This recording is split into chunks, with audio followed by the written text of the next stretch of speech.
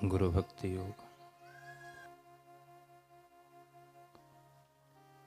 तत्पर एवं सनिष्ठ शिष्य अपने आचार्य की सेवा में अपने संपूर्ण मन एवं हृदय को लगा देता है।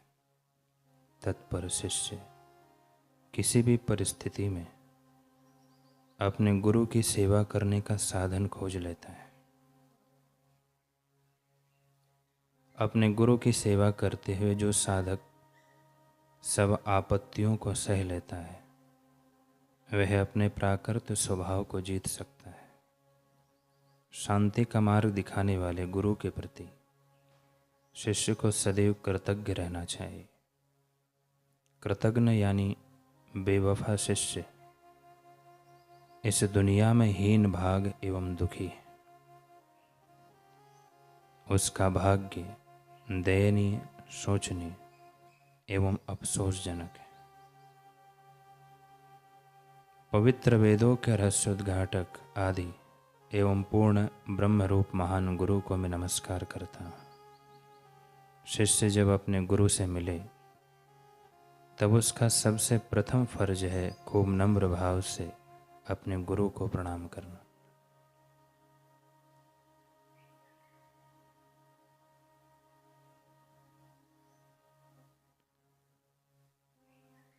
सद्गुरु में दृढ़ श्रद्धा आत्मा की उन्नति करती है, हृदय को शुद्ध करती है और आत्म साक्षात्कार की ओर ले जाती है। गुरु के उपदेशों में संपूर्ण श्रद्धा रखना यह शिष्यों का सिद्धांत होना चाहिए।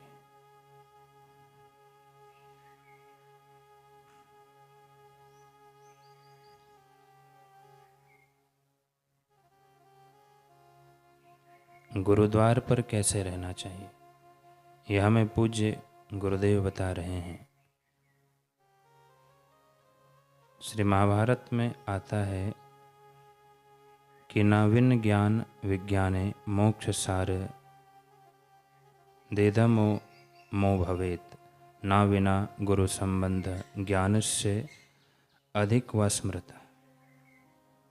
गुरु पाठव तलस्तस्य ज्ञानम पल्लव उत्तते विज्ञाये कृतकृत्यस्तु तेह न सत तदुभयम तजेत। जैसे ज्ञान विज्ञान के बिना मोक्ष प्राप्त नहीं हो सकता, उसी प्रकार सद्गुरु से संबंध हुए बिना ज्ञान की प्राप्ति नहीं हो सकती। गुरु इस संसार सागर से पार उतारने वाले हैं और उनका दिया हुआ ज्ञान नौका के समान बताया गया है।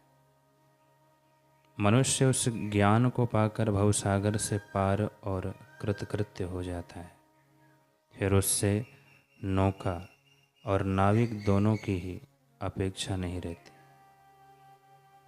छल कपट, धोखाधड़ी, पलायनवादिता आदि आसुरी वृत्तियों से बचाकर जो हमें सच्चाई, पवित्रता एवं तत्परता की ओर ले जाएं, ऐसे सद्गुरु मिलना यह मानव जन्म की सबसे बड़ी उपलब्धि है। लेकिन ऐसे सद्गुरु मिल जाए फिर भी हम सुधरे नहीं तो मनुष्य जन्म का दुर्भाग्य भी तो पूरा है।